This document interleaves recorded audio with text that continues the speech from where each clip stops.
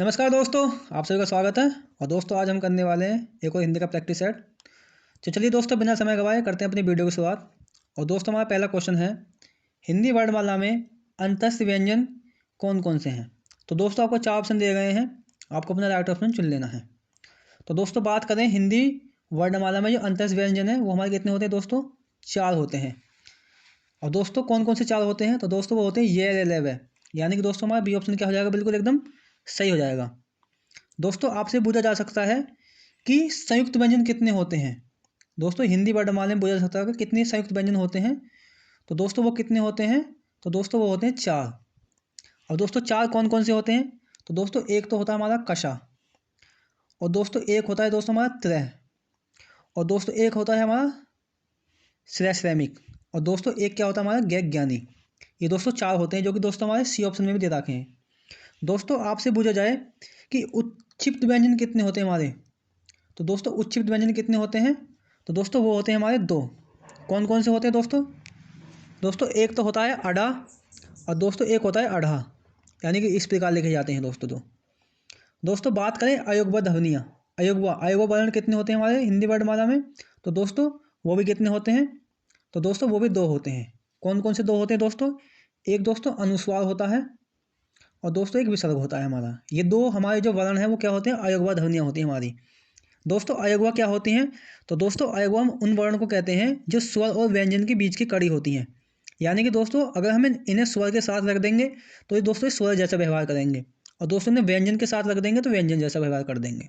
यानी कि ये क्या है दोस्तों, स्वर और व्यंजन की बीच की कड़ी होते हैं। चलिए दोस्तों नेक्स्ट क्वेश्चन चलते हैं। नेक्स्ट क्वेश्चन हमारा, शुद्ध वर्तनी का चयन कीजिए। तो दोस्तों आपको 4 ऑप्शन दिए गए हैं, आपको अपना राइट ऑप्शन चुन लेना है। तो दोस्तों कुमुदनी की हमें सही वर्तनी बतानी है। तो दोस्तों कुमुदनी की जो सही वर्तनी है वो है ऑप्शन सी। यानी कि दोस्तों कुमुदनी का ये जो है एकदम बिल्कुल सही लिखा हुआ है। अब दोस्तों कुछ इंपॉर्टेंट वर्तनियां हैं जो एग्जाम में पूछी जाती हैं। जैसे दोस्तों आपसे पूछ सकता है कि कालिदास, कालिदास की सही वर्तनी क्या होती है, तो दोस्तों वो होती है इस प्रकार। कालिदास हमारा इस प्रकार लिखा जाता है। दोस्तों आपसे पूछ ले पूजनीय, पूजनीय किस प्रकार लिखा जाता है दोस्तों, वो भी हमारा इस प्रकार होता है। उसकी वर्तनी क्या होती, कैसी होती है, वो भी पूजनीय इस प्रकार की होती है। दोस्तों आपसे पूछ ले कि कैलाश, कैलाश कैसे लिखा जाता है, तो दोस्तों कैलाश की वर्तनी कैसी होती है, दोस्तों इस प्रकार होती है कैलाश की वर्तनी। दोस्तों आपसे पूछ ले परीक्षा की वर्तनी सही क्या क्या होती है, तो दोस्तों परीक्षा कैसे लिखा जाता है हमारा, इस प्रकार लिखा जाता है हमारा। ठीक है दोस्तों। और दोस्तों बात करें अंजलि, अंजलि दोस्तों ये भी किस प्रकार लिखा जाता है, तो दोस्तों ये भी इस प्रकार लिखा जाता है हमारा। इसकी वर्तनी को आपको ध्यान रखना है। और दोस्तों एक हमारी जो बहुत ही ज़्यादा बूझी जाती है जीजी विसा, जीजी विसा किस प्रकार वर्तनी कैसी होती है, तो दोस्तों वो भी इस प्रकार लिखी जाती है जीजी विसा। या दोस्तों इनको भी आपको ध्यान रखना है। और दोस्तों एक हमारी इंपॉर्टेंट वर्तनी है सांसारिक। दोस्तों सांसारिक की आपको सही वर्तनी को ध्यान रखना है, तो वो कैसे लिखी जाती है, तो दोस्तों वो भी इस प्रकार की होती है सांसारिक सही वर्तनी हमारी। तो दोस्तों कुछ इंपॉर्टेंट वर्तनी मैंने जो आपको बता दी है। चलिए दोस्तों नेक्स्ट क्वेश्चन चलते हैं। नेक्स्ट क्वेश्चन है हमारा, प्रश्न चिन्ह कौन सा है। तो दोस्तों आपको 4 ऑप्शन दिए गए हैं, आपको अपना राइट ऑप्शन चुन लेना है। तो दोस्तों प्रश्न चिन्ह आप सभी जानते होंगे, तो वो किस प्रकार लिखा जाता है, वो इस प्रकार लिखा जाता है। यानी कि दोस्तों हमारा बी ऑप्शन क्या हो जाएगा, एकदम बिल्कुल सही हो जाएगा। दोस्तों बात करें कामता प्रसाद के अनुसार ब्राह्म चिन्हों की संख्या कितनी मानी गई है दोस्तों, तो दोस्तों ब्राह्म चिन्हों की संख्या कितनी मानी गई है कामता प्रसाद के अनुसार, वो दोस्तों। और दोस्तों इनके अनुसार माना गया है कि जो ब्राह्म चिन्ह है वो कहाँ से लिए गए हैं, तो दोस्तों वो अंग्रेजी भाषा से लिए गए हैं हमारे। दोस्तों इसको भी आपको ध्यान रखना है। चलिए दोस्तों नेक्स्ट क्वेश्चन चलते हैं। नेक्स्ट क्वेश्चन हमारा, बिल्ली शब्द का पुल्लिंग क्या होगा। तो दोस्तों आपको 4 ऑप्शन दिए गए हैं, आपको अपना राइट ऑप्शन चुन लेना है। तो दोस्तों जो बिल्ली है उसका जो पुल्लिंग क्या हो जाएगा, तो दोस्तों हो जाएगा बिलाव। यानी कि दोस्तों हमारा बी ऑप्शन क्या हो जाएगा, बिल्कुल एकदम सही हो जाएगा। अब दोस्तों बात करें हिंदी में, तो दोस्तों हिंदी में जो लिंग कितने प्रकार के होते हैं, तो दोस्तों हिंदी में लिंग 2 प्रकार के होते हैं।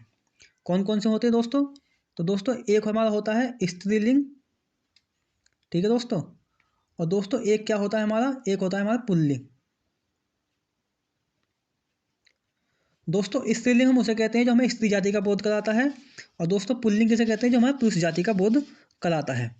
दोस्तों हिंदी में लिंग पहचान करने की हम जो हिंदी में लिंग को हम 3 प्रकार से पहचान कर सकते हैं। किस प्रकार से, तो दोस्तों पहला तो हम करते हैं सर्वनाम के द्वारा।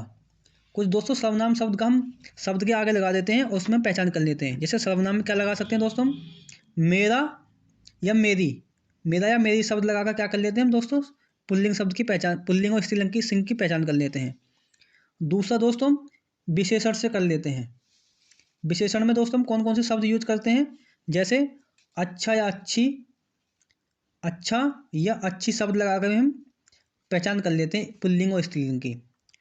और दोस्तों तीसरा किसे हम दोस्तों क्रिया के द्वारा भी हम कैसे किसकी पहचान कर लेते हैं, स्त्रीलिंग और पुल्लिंग की हम क्रिया के द्वारा पहचान कर लेते हैं। जैसे दोस्तों हम रहा है, रही है, इन शब्दों का, रहा है और दोस्तों रही है, इन शब्दों का क्या कर लेते हैं हम दोस्तों हम यूज कर लेते हैं, जिससे हमें पता लग जाता है कि कौन सा शब्द पुल्लिंग है तो कौन सा शब्द दोस्तों स्त्रीलिंग है। दोस्तों कुछ इंपॉर्टेंट शब्द हैं जो एग्जाम में पूछे जाते हैं कि इसका पुल्लिंग, इसका स्त्रीलिंग क्या होगा, कि इसका पुल्लिंग दे देगा, आपसे स्त्रीलिंग पूछ लेगा। जैसे दोस्तों आपसे पूछ लिया कवि, तो दोस्तों कवि क्या है, कवि एक पुल्लिंग शब्द है। और दोस्तों आपसे पूछ लिया कि इसका स्त्रीलिंग क्या हो जाएगा, तो दोस्तों इसका स्त्रीलिंग हो जाएगा कवि, कवयित्री। कवयित्री दोस्तों क्या हो जाएगा, इसका स्त्रीलिंग हो जाएगा। दोस्तों आपसे पूछ लिया विधु, विधु का दोस्तों क्या हो जाएगा, स्त्रीलिंग क्या हो जाएगा, तो दोस्तों विधु का स्त्रीलिंग क्या हो जाएगा, विधवा हो जाएगा। और दोस्तों आपसे पूछ ले गीदड़, गीदड़ का दोस्तों ये गीदड़ क्या है दोस्तों, ये पुल्लिंग है, आपसे पूछ लेगा स्त्रीलिंग क्या हो जाएगा, तो दोस्तों गीदड़ का क्या हो जाएगा, गीदड़ी हो जाएगा, जो कि दोस्तों इस प्रकार लिखा जाएगा। ये दोस्तों ऑप्शन में बहुत बिल्कुल बिल्कुल एकदम मैच से लिखे दे देता है, जो कि हमें बहुत कन्फ्यूजन करता है, आपको इसको ध्यान रखना है। और दोस्तों ये पिछली बार जो यूपी पुलिस का एग्जाम हुआ था उसमें पूछा भी गया था। दोस्तों आपसे पूछे कछुआ, कि दोस्तों कछुआ का दोस्तों क्या स्त्रीलिंग क्या हो जाएगा, कछुआ, तो दोस्तों कछुआ का स्त्रीलिंग क्या हो जाएगा, तो दोस्तों कछुआ का हो जाएगा मादा कछुआ, हम मादा कछुआ लगा देंगे और वो क्या हो बन जाएगा, कछुआ का स्त्रीलिंग बन जाएगा। ठीक है दोस्तों, चलिए दोस्तों नेक्स्ट क्वेश्चन चलते हैं। नेक्स्ट क्वेश्चन हमारा, स्वतंत्रता सबको प्यारी होती है, वाक्य में रेखांकित शब्द का संज्ञा का भेद बताना है। तो दोस्तों हमें जो स्वतंत्रता है हमें बताना है संज्ञा का कौन सा भेद है। तो दोस्तों आपको 4 ऑप्शन दिए गए हैं, आपको अपना राइट ऑप्शन चुन लेना है।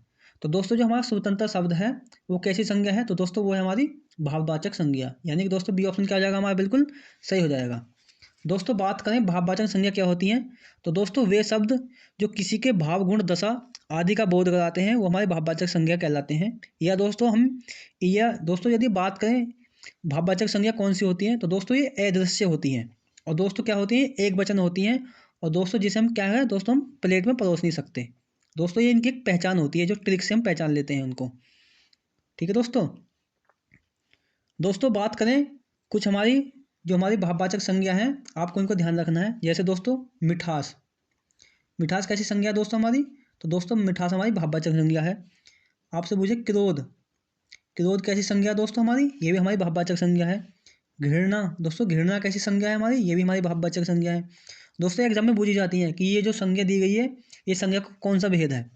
तो दोस्तों आपसे पूछे मोहब्बत, मोहब्बत भी दोस्तों हमारी कैसी संज्ञा है दोस्तों, मोहब्बत ये भी दोस्तों हमारी भाववाचक संज्ञा है। आपसे पूछे दोस्तों नफरत, तो दोस्तों नफरत भी कैसी संज्ञा है दोस्तों हमारी, नफरत भी दोस्तों हमारी भाववाचक संज्ञा है। ठीक है दोस्तों, और दोस्तों आपसे पूछ लिया बुराई, बुराई भी कैसी संज्ञा है दोस्तों, ये भी हमारी भाववाचक संज्ञा है। ठीक है दोस्तों, इनको भी आपको याद रखना है। दोस्तों बात करें संज्ञा, दोस्तों संज्ञा के भेद कितने होते हैं, तो दोस्तों आप सभी को पता होगा संज्ञा के 5 भेद होते हैं। दोस्तों मैं आपको मुंह से बोल के बता देता हूँ। पहला व्यक्तिवाचक होता है, दूसरा जातिवाचक होता है, तीसरा भाववाचक संज्ञा होती है, चौथे दोस्तों हमारे द्रव्यवाचक या पदार्थवाचक संज्ञा होती है, और दोस्तों 5वीं कौन सी होती है, समूहवाचक या समुदायवाचक संज्ञा होती है। चलिए दोस्तों नेक्स्ट क्वेश्चन चलते हैं। नेक्स्ट क्वेश्चन में हमारा लौकिक शब्द में प्रत्यय है। तो दोस्तों आपको 4 ऑप्शन दिए गए हैं, आपको अपना राइट ऑप्शन चुन लेना है। तो दोस्तों जो लौकिक है वो किस प्रकार, मतलब उसको हम संधि विच्छेद करेंगे तो किस प्रकार लिखा जाएगा, तो दोस्तों वो हो जाएगा लोक प्लस इक। तो यानी कि दोस्तों लौकिक में कौन सा प्रत्यय है, तो दोस्तों इसमें है हमारा इक प्रत्यय, यानी कि दोस्तों हमारा डी ऑप्शन क्या हो जाएगा, बिल्कुल एकदम सही हो जाएगा। अब दोस्तों बात करें प्रत्यय, दोस्तों प्रत्यय क्या होते हैं, तो दोस्तों प्रत्यय वे शब्दांश होते हैं जो मूल शब्द के अंत में जुड़कर उसके अर्थ में क्या करते हैं दोस्तों, परिवर्तन करते हैं। ठीक है दोस्तों, जैसे दोस्तों क्या आपको कोई मूल शब्द लिख देगा और दोस्तों उसके बाद में कोई हम शब्द जोड़ देंगे उसमें, तो दोस्तों वो क्या बन जाएगा हमारा प्रत्यय बन जाएगा। जैसे लौकिक था, जैसे इसमें लौक था और उसके बाद में हमने इक लगा दिया तो ये क्या बन गया हमारा लौकिक बन गया। तो यानी कि दोस्तों इक क्या होगा हमारा इसमें प्रत्यय हो जाएगा। अब दोस्तों बात करें इक प्रत्यय से, दोस्तों जो इक प्रत्यय है इससे बनने वाले अन्य शब्द कौन कौन से हैं जो एग्जाम में पूछे जाते हैं। जैसे दोस्तों आपसे पूछ लेगा शारीरिक, शारीरिक दोस्तों शारीरिक में कौन सा प्रत्यय है, तो दोस्तों इसमें भी हमारा इक प्रत्यय होता है। दोस्तों इक से ही बनने वाला एक दूसरा शब्द है जो पूछा जाता है, जैसे मासिक, मासिक में दोस्तों कौन सा प्रत्यय है हमारा, इसमें भी क्या है हमारा इक प्रत्यय है। दोस्तों बात करें उपसर्ग, दोस्तों उपसर्ग से बहुत क्वेश्चन पूछे जाते हैं एग्जाम में। उपसर्ग क्या होते हैं, तो दोस्तों उपसर्ग क्या होते हैं, तो दोस्तों उपसर्ग वे होते हैं जो क्या होते हैं दोस्तों मूल शब्द के आगे जुड़ के उसके अर्थ में क्या करते हैं दोस्तों परिवर्तन करते हैं, तो वो क्या होते हैं हमारे उपसर्ग होते हैं। दोस्तों बात करें उपसर्ग के भेद की, तो दोस्तों उपसर्ग कितने भेद होते हैं दोस्तों उपसर्ग के, तो दोस्तों उपसर्ग के होते हैं हमारे तीन भेद। तीन भेद कौन कौन से होते हैं, जैसे आपसे पूछ लेगा तीन भेद होते हैं। पहला एक होता है हिंदी के उपसर्ग होते हैं, ठीक है दोस्तों, और दोस्तों दूसरा होता है हमारा संस्कृत के उपसर्ग होते हैं हमारे, ठीक है दोस्तों, और दोस्तों तीसरा कौन सा होता है, तो दोस्तों तीसरा होता है हमारा विदेशी भाषा के उपसर्ग। दोस्तों वैसे उपसर्ग के और भेद भी होते हैं लेकिन मुख्यतः जो बूझे जाते हैं वो ये तीन ही होते हैं। दोस्तों आपसे पूछ सकता है कि जो हिंदी के उपसर्ग हैं इनकी संख्या कितनी होती है, तो दोस्तों वो भी 22 होती है। संस्कृत के उपसर्ग कितने होते हैं, तो दोस्तों वो भी 22 होते हैं। और दोस्तों विदेशी भाषा के उपसर्ग कितने होते हैं, तो दोस्तों वे भी 22 होते हैं। आपको इसको ध्यान रखना है, ठीक है दोस्तों। इनमें बहुत ज़्यादा मतलब कन्फ्यूजन मिलता है हर किताब में, किसी में कुछ है किसी में कुछ है, लेकिन आपको इनको ही ध्यान रखना है। एग्जाम में अगर क्वेश्चन आए तो आपको 22 ही लगाना है, ठीक है दोस्तों। चलिए तो नेक्स्ट क्वेश्चन चलते हैं। नेक्स्ट क्वेश्चन है हमारा अल्केश पर्यायवाची शब्द है, तो दोस्तों आपको अपना चार ऑप्शन आपको चार ऑप्शन दिए गए हैं, आपको अपना राइट ऑप्शन चुन लेना है। तो दोस्तों हमें बताना है कि अल्केश जो है वो किसका पर्यायवाची शब्द है। तो दोस्तों जो अल्केश है वो किसका है दोस्तों, वो कुबेर का पर्यायवाची है, यानी कि दोस्तों सी ऑप्शन हमारा क्या हो जाएगा, बिल्कुल एकदम सही हो जाएगा। दोस्तों बात करें बादल, बादल के पर्यायवाची कौन कौन से होते हैं, तो दोस्तों बादल के पर्यायवाची होता है एक तो मेघ होता है, ठीक है दोस्तों, एक नीरद होता है, एक दोस्तों क्या होता है एक हमारा जलद होता है, और दोस्तों एक क्या होता है हमारा घन होता है। दोस्तों जो बादल के पर्यायवाची होते हैं वो हमारे क्या होते हैं जल के पर्यायवाची में हम अगर दे लगा देते हैं तो वो क्या बन जाते हैं हमारे बादल के पर्यायवाची बन जाते हैं। दोस्तों यदि मैं बात करूं चपला, दोस्तों चपला किसका पर्यायवाची है, तो दोस्तों ये विद्युत का पर्यायवाची है जो बहुत बार एग्जाम में पूछा भी जाता है। विद्युत का, तो दोस्तों विद्युत का पर्यायवाची है। दोस्तों चपला का एक पर्यायवाची और भी होते हैं, जैसे बिजली, बिजली किसका पर्यायवाची है, तो दोस्तों बिजली भी किसका है, वो भी चपला का, या चपला का विद्युत का है। और दोस्तों या दोस्तों एक पूछा जाता है दामिनी, दामिनी किसका पर्यायवाची है, तो दोस्तों वो भी किसका बिजली का पर्यायवाची है। चलिए दोस्तों नेक्स्ट क्वेश्चन चलते हैं। नेक्स्ट क्वेश्चन है हमारा अमर शब्द का विलोम बताना हमको। तो दोस्तों आपको चार ऑप्शन दिए गए हैं, आपको अपना राइट ऑप्शन चुन लेना है। तो दोस्तों हमें अमर शब्द का विलोम शब्द बताना है। तो दोस्तों आपको चार ऑप्शन दिए गए हैं, आपको अपना राइट ऑप्शन चुन लेना है। तो दोस्तों जो अमर शब्द है इसका जो राइट ऑप्शन क्या हो जाएगा, अमर शब्द का विलोम शब्द हो जाएगा मर्त्य, यानी कि दोस्तों डी ऑप्शन क्या हो जाएगा हमारा, बिल्कुल सही हो जाएगा। अब दोस्तों इसमें मृत्यु भी दे रखा है, दोस्तों मृत्यु भी क्या होता है अमर का विलोम शब्द होता है। लेकिन दोस्तों आपको एक बात ध्यान रखनी है, जब ये एग्जाम में दोनों दे रखे हो ना, तो दोस्तों आपको बिल्कुल पहला जो अमृत्य है दोस्तों ये हमारा क्या हो जाएगा, बिल्कुल एकदम सही ऑप्शन हो जाएगा, क्योंकि ये सही सटीक इसका जो विलोम शब्द यही होता है। लेकिन यदि ये मृत्य अगर विलोम इसमें नहीं होता तो फिर हम क्या करते हैं दोस्तों, हम बी ऑप्शन को चुन लेते हैं। लेकिन दोस्तों यहाँ क्या हो जाएगा हमारा डी ऑप्शन क्या हो जाएगा, बिल्कुल एकदम सही हो जाएगा। अब दोस्तों कुछ शब्द हैं जो एग्जाम में बोले जाते हैं, जैसे दोस्तों आपसे पूछेगा सगुण, सगुण का विलोम शब्द क्या होता है, तो दोस्तों सगुण का जो विलोम शब्द है वो होता है निर्गुण, ठीक है दोस्तों। सगुण का विलोम शब्द क्या हो जाएगा, निर्गुण हो जाएगा। मूक, मूक का विलोम शब्द क्या हो जाएगा दोस्तों, तो मूक का हो जाएगा वाचाल, ठीक है दोस्तों। और दोस्तों बात करें वक्र, वक्र का विलोम शब्द क्या हो जाएगा दोस्तों, हो जाएगा रिजु। दोस्तों वक्र माने टेढ़ा होता है और रिजु माने क्या होता है दोस्तों, सीधा होता है। दोस्तों आपसे पूछा जाएगा स्वाधीन, दोस्तों स्वाधीन का विलोम शब्द क्या हो जाएगा, तो दोस्तों स्वाधीन का हमें विलोम शब्द क्या बन जाएगा, तो दोस्तों स्वाधीन का हो जाएगा पराधीन। दोस्तों आपको इनको भी क्या कर दोस्तों इनको भी आपको ध्यान रखना है। चलिए दोस्तों नेक्स्ट क्वेश्चन चलते हैं। नेक्स्ट क्वेश्चन है हमारा महोत्सव का संधि विच्छेद है, तो दोस्तों आपको चार ऑप्शन दिए गए हैं, आपको अपना राइट ऑप्शन चुन लेना है।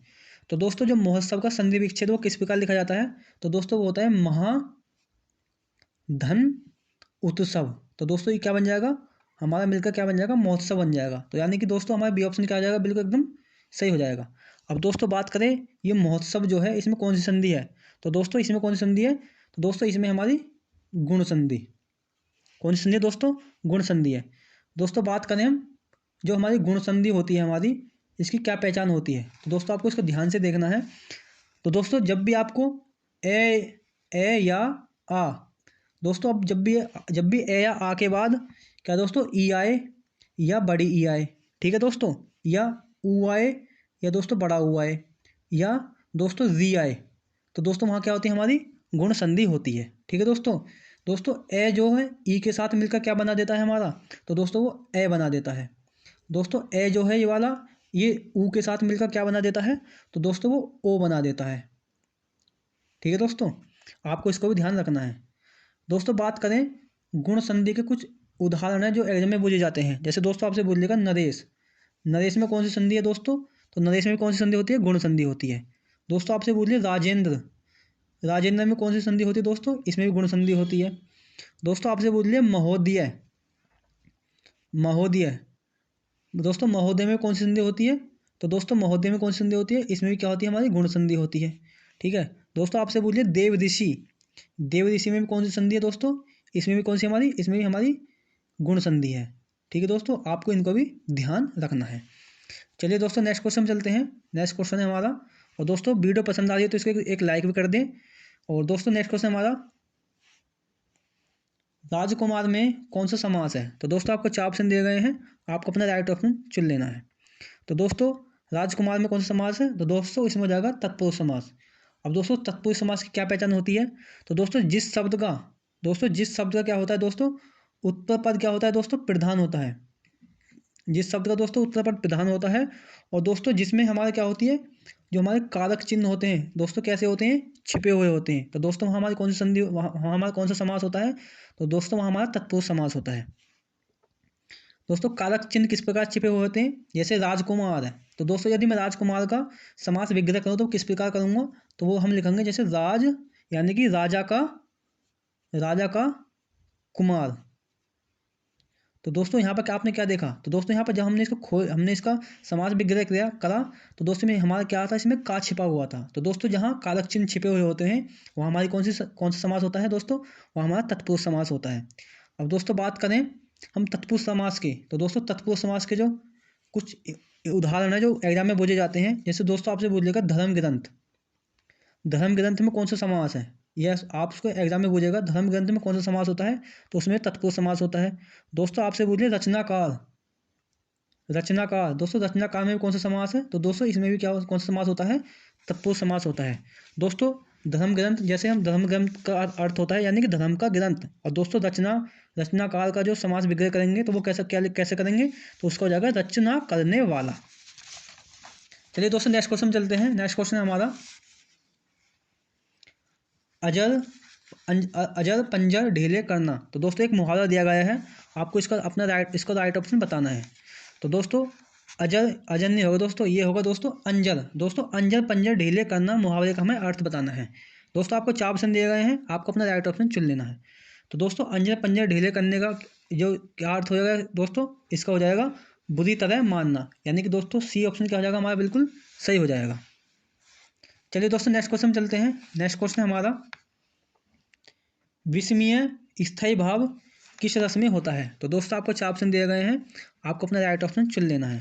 तो दोस्तों विस्मय जो है वो किस रस का स्थायी भाव होता है, तो दोस्तों वो होता है हमारा किसका, अद्भुत रस का, यानी कि दोस्तों हमारा क्या हो जाएगा, ऑप्शन सी बिल्कुल सही हो जाएगा। दोस्तों बात करें रस की दोस्तों कितनी, हमारी हिंदी भाषा में कितनी संख्या है रस की, तो दोस्तों वो कितनी है, 9 मानी गई है। और दोस्तों यदि आपसे कामता प्रसाद के अनुसार बोलते तो वो कितनी है, तो दोस्तों वो कितनी होती है, वो 8 मानी गई है। दोस्तों कुछ स्थायी भाव है जो एग्जाम में पूछे जाते हैं, जैसे दोस्तों आपसे पूछ लेगा शांत, शांत रस जो है इसका स्थायी भाव क्या हो जाएगा, तो दोस्तों इसका हो जाएगा निर्वेद। इसको दोस्तों आपको ध्यान रखना है। आपसे पूछ ले दोस्तों हास्य रस जो है इसका स्थायी भाव क्या होता है, तो दोस्तों इसका क्या होता है दोस्तों, हास होता है। दोस्तों आपसे पूछ ले विभत्सव रस का स्थायी भाव क्या होता है, तो दोस्तों इसका क्या होता है, दोस्तों इसका जुगुप्सा होता है। क्या होता है दोस्तों, इसका होता है जुगुप्सा, या इसको हम क्या कह सकते हैं दोस्तों, घृणा भी इसका ही होता है। ठीक है, आपको इसको भी ध्यान रखना है। चलिए दोस्तों नेक्स्ट क्वेश्चन चलते हैं। नेक्स्ट क्वेश्चन हमारा, प्रेम सागर किसकी कृति है? तो दोस्तों आपको 4 ऑप्शन दिए गए हैं, आपको अपना राइट ऑप्शन चुन लेना है। तो दोस्तों जो प्रेम सागर है वो किसकी कृति है? तो दोस्तों वो है हमारी लल्लू लाल की, यानी कि दोस्तों ए ऑप्शन क्या हो जाएगा हमारा, बिल्कुल सही हो जाएगा। दोस्तों बात करें लल्लू लाल की अन्य कृति कौन कौन सी हैं, तो दोस्तों इनकी जो अन्य कृति है वो है शकुंतला। दोस्तों शकुंतला जो है वो बहुत पूछी जाती है एग्जाम में, जैसे शकुंतला, शकुंतला हो जाएगी दोस्तों इनकी अन्य अन्य रचना।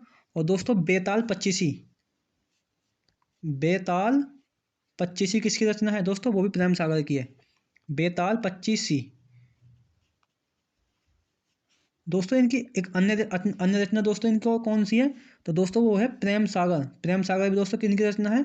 तो दोस्तों वो भी किनकी है? तो दोस्तों वो भी हमारी किसकी, लल्लू लाल की हमारी रचना है। दोस्तों बात करें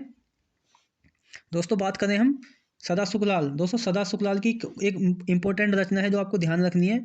तो कौन सी है दोस्तों? वो है नासिकेतो पाख्यान, नासी नासिकेतो नासिकेतो नासिकेतो पाख्यान। तो दोस्तों आपको इसको भी ध्यान रखना है। तो दोस्तों नासिकेतो पाख्यान है किसकी रचना है? तो दोस्तों सदाल मिश्र की रचना है। दोस्तों आपसे पूछ ले इंसान अल्लाह खान की बहुत इंपॉर्टेंट रचना है जो एग्जाम में पूछी जाती है। जैसे दोस्तों आपसे पूछ लेगा रानी केतकी की कहानी, रानी केतकी की कहानी किसकी रचना है दोस्तों? तो दोस्तों वो भी किसकी है? इंसान अल्लाह खान की है। आपको इसको भी ध्यान रखना, रानी केतकी की कहानी, आपको इसको भी ध्यान रखना है, इंसान अल्लाह खान की। चलिए दोस्तों नेक्स्ट क्वेश्चन चलते हैं। नेक्स्ट क्वेश्चन हमारा, भारतीय संविधान में किस भाषा को राजभाषा के रूप में स्वीकार किया गया है? तो दोस्तों आपको 4 ऑप्शन दिए गए हैं, आपको अपना राइट ऑप्शन चुन लेना है। तो दोस्तों जो हमारा भारतीय संविधान में राजभाषा किस भाषा को स्वीकार किया गया है? तो दोस्तों वो किया गया है हिंदी को, यानी कि दोस्तों हमारा सी ऑप्शन क्या हो जाएगा, बिल्कुल एकदम सही हो जाएगा।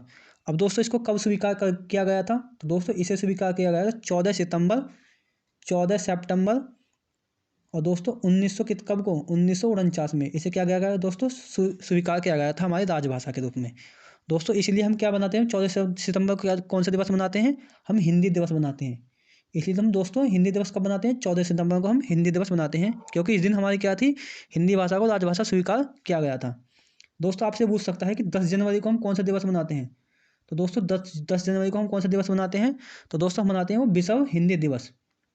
विश्व हिंदी दिवस दोस्तों हम कब बनाते हैं? तो हम 10 जनवरी को बनाते हैं। दोस्तों आपसे पूछे 21 फरवरी को हम कौन सा दिवस मनाते हैं?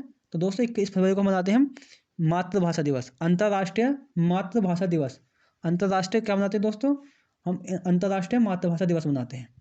दोस्तों बात करें हम मूल संविधान में, हम बात करें मूल संविधान में दोस्तों, जो हमारा मूल संविधान था उसमें कितनी भाषा थी? तो दोस्तों उसमें थी हमारी 14 भाषा थी। लेकिन दोस्तों वर्तमान में कितनी भाषा है? तो दोस्तों वो है हमारी 22 भाषा। आपको इसको भी ध्यान रखना है। दोस्तों संविधान के भाग, दोस्तों जो संविधान का भाग 17 है, संविधान के भाग 17 और दोस्तों आर्टिकल 343 के अनुसार, दोस्तों संविधान के भाग 17 और दोस्तों आर्टिकल 343 के अनुसार संघ की जो राजभाषा हिंदी और दोस्तों लिपि कौन सी मानी गई है? देवनागरिक मानी गई है। चलिए दोस्तों नेक्स्ट क्वेश्चन मिलते हैं। और दोस्तों ये कुछ इंपॉर्टेंट क्वेश्चन थे जो मैंने आपको करा दिए हैं। और दोस्तों वीडियो पसंद आए तो इसको एक लाइक कर देना, और दोस्तों चैनल पर नए तो चैनल को सब्सक्राइब कर लेना। चलिए दोस्तों मिलते हैं आपसे एक नेक्स्ट वीडियो में, तब तक के लिए जय हिंद जय भारत।